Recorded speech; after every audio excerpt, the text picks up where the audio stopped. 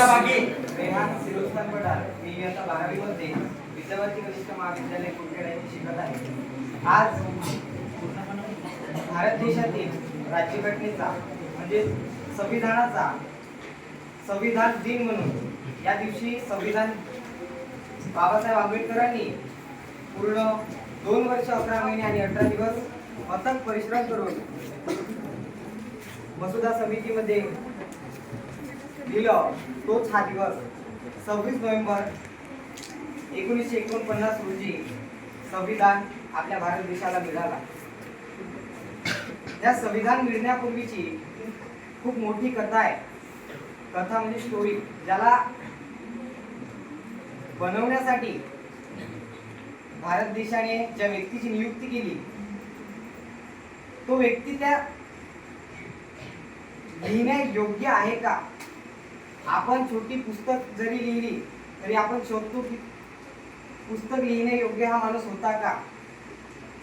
जेव्हा भारत देशातील मसुदा समितीचे अध्यक्ष डॉक्टर बाबासाहेब आंबेडकर यांना बनवण्यात आलं तेव्हा त्यांनी हे विचार केला नाही की संविधान मला लिहावं लागेल, पण काही नेता लोकांनी, काही समाजशास्त्रांनी, समाज कार्यबांधवांनी त्या गोष्टीचा शोध घेतला, जगात फिरले की भारत देश 1947 रोजी आपला भारत देश स्वतंत्र झाला, पण त्या भारत देशाची एक स्वतंत्र राज्यघटना नव्हती। ती राज्यघटना तयार करायला लागणार होती, ती राज्यघटना तयार करावी लागली असती। म्हणून मसुदा समितीचं म्हणजे 9 डिसेंबर 1946 रोजी संविधान सभेची बैठक झाली। त्या बैठकमध्ये हे निर्णय झाला की आपल्या भारत देशाची राज्यघटना आपल्या भारत देशातील डॉक्टर भीमराव आंबेडकर लिहितील आणि त्यांनी सुद्धा 2 वर्ष 18 महिने आणि 11 दिवस अथक परिश्रम केला। साधा आपण एक बुक लिहू शकत नाही एका वर्षात, त्यांनी 2 वर्षात पुऱ्या भारताचा संविधान रचला, संविधान लिहिला। आजही तो संविधान आणि आजही आपल्या भारत देशाची न्याय व्यवस्था ही त्या संविधानावर आणि भारतीय राज्यघटनेवर चालत आहे। ही कुणाची देण आहे? ही आपल्या डॉक्टर बाबासाहेब आंबेडकर यांची देण आहे। खरं तर सांगायला गेलं तर डॉक्टर बाबासाहेब आंबेडकरांचा एक किस्सा आहे। डॉक्टर बाबासाहेब आंबेडकर मॅट्रिकची परीक्षा देण्यासाठी तालुक्याला जावं लागत असे। त्या काळात मॅट्रिकची परीक्षा तालुक्या ठिकाणी होत असे, तेव्हा पूर्ण कुटुंब जाऊ शकत नव्हता। घरची आर्थिक परिस्थिती आणि घरची परिस्थिती बघून डॉक्टर बाबासाहेब आंबेडकर यांचे वडील रामजी आंबेडकर यांनी निर्णय घेतला की मी आणि माझा मुलगा म्हणजे बाप लेक तालुक्याच्या ठिकाणी जायचं, जेव्हापर्यंत मॅट्रिकची परीक्षा होते तेव्हापर्यंत तिथं राहायचं आणि मॅट्रिकची परीक्षा बाबासाहेबांची द्यायची आणि नंतर गावाला परतायची। गेल्यानंतर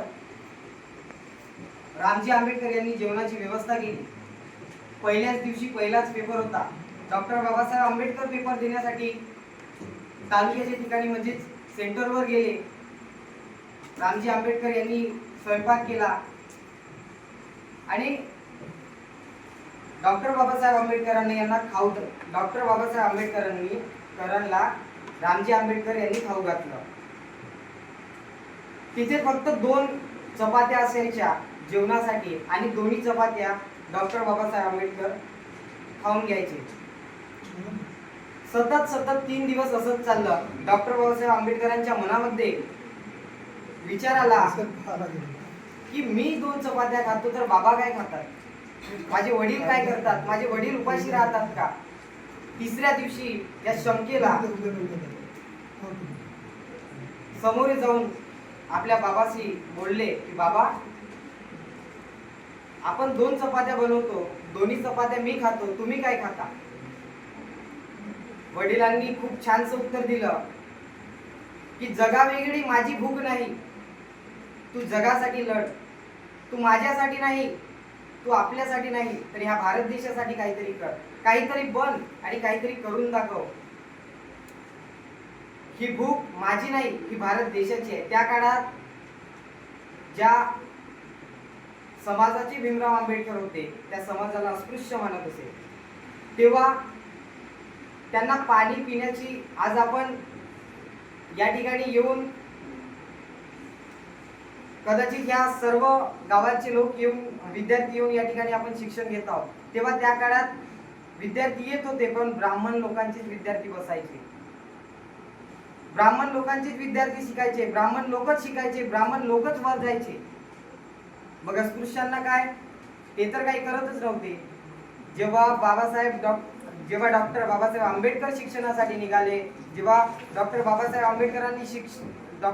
आंबेडकरांना शिक्षणाची आवड लागली, तेव्हा ते खिडकीच्या बाहेर उभं राहून शिकत, ज्या शाळेत ते शिक्षणासाठी जात, ज्या शाळेत ते खिडकी बाहेर राहून शिकत होते, त्या शाळेबाहेर एक माठ ठेवला होता. त्या शाळेबाहेर माठ ठेवला होता. जेव्हा त्यांना तहान लागायची तेव्हा त्या माठाला हात लावू शकत नव्हते. एवढी विचार कल्पना त्या काळात कमी झाली होती लोकांची, लोक म्हणून समजत नव्हते. पण जेव्हापासून ह्या भारताचं संविधान रचला गेला, या भारताचं संविधान, या भारताची राज्यघटना निर्माण झाली, तेव्हापासून प्रत्येक मनुष्य, प्रत्येक जातीचा, प्रत्येक धर्माचा माणूस हा मानव म्हणून एका ठिकाणी येतो, मानव म्हणून कार्यक्रम करतो आणि मानव म्हणूनच या जगात जगत आहे आणि या भारत देशात जगत आहे.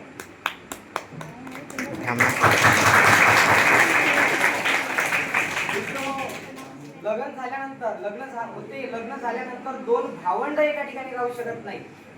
खरी गोष्ट आहे ना, दोन भावंड एका ठिकाणी राहू शकत नाही. पण 28 राज्य, 7,500 जाती, 3,000 भाषा, 45 कोटी कुटुंब, 136 कोटी लोकसंख्या आणि 1,000 संस्कृती आणि पंथ एका ठिकाणी आणण्याचं काम या भारतीय राज्यघटनेने केलं आहे. खरं तर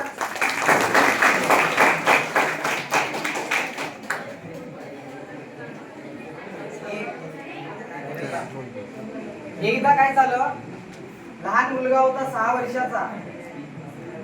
त्या मुलाला आईस्क्रीम खायची होती. घरासमोर आईस्क्रीम वाला आला होता. त्याने आईला 5 रुपये मागितले. आई मला 5चं नाणं देणं, आई मला 5चं नाणं देणं. आईच्या मुलाच्या हट्टामागे आईने त्याला 5चं नाणं दिलं. तो 5 रुपयाचा कॉईन घेऊन, 5 रुपयाचं नाणं घेऊन त्या ठेल्यावाल्याकडे गेला, त्या आईस्क्रीम वाल्याकडे गेला आणि म्हणाला, दादा मला आईस्क्रीम द्या. देण्या अगोदर त्याने त्या नाण्यावर बघितलं की तिथे डॉक्टर बाबासाहेब आंबेडकर यांचा फोटो होता. डॉक्टर बाबासाहेब आंबेडकर यांचा त्या ठिकाणी चित्र कोरलेला होता. मित्र, सांगायचं एवढंच की त्या लहान मुलाने काय म्हटलं की आईने परतून आला, आईस्क्रीम वापस केली, रिटर्न आला. आईला म्हणाला, आई माझी एवढी लायकी नाही की मी डॉक्टर बाबासाहेब आंबेडकरांचे फोटो कोरलेली नाणी त्या दुकानदाराला देऊ. मी म्हणजे या डॉक्टर बाबासाहेब आंबेडकरांच्या कोरलेल्या नाण्यावरून मी आईस्क्रीम घेऊन खाऊ. हे नाणं जे आपल्याला दिलंय, हे जे आपण जगत आहोत, जे आपल्याला लोकशाही मिळालेली आहे, हे सर्व देण ही डॉक्टर बाबासाहेब आंबेडकरांची आहे. 6 वर्षाचा मुलगा समजू शकतो.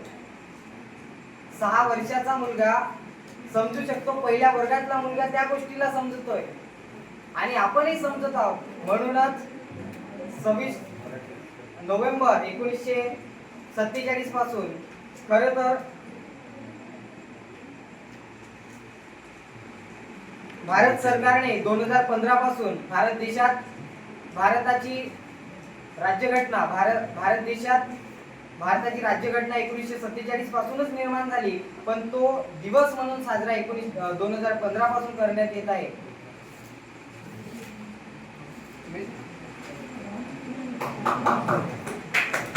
तर जास्त वेळ न घेता शेवटचं बोलतो. शेवटचं थोडंच आहे. कष्ट केले त माझ्या अभिमाने, कष्ट केले त माझ्या अभिमाने, जाती जातीत वाटू नका रे. कष्ट केले जातीत वाटू नका रे. संविधान दिले भारताला, संविधान दिले भारताला, जाण त्याची तुम्हा राखू द्या रे. जाण त्याची तुम्हा राखू द्या रे. खरं तर या माझ्या भाषणामध्ये काही चुकी झाली असेल तर माफ करा.